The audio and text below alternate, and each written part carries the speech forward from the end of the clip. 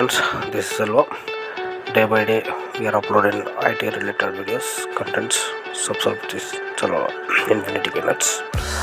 Now today we are seeing when I try to open Microsoft Excel is repaired corrupted errors comes. See this error, this is for error.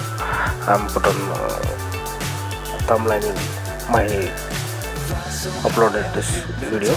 Excel cannot open the file corrupted or repaired. Okay, how to repair? Just open new Excel and open new Excel and open option is there. Just click open, browse for this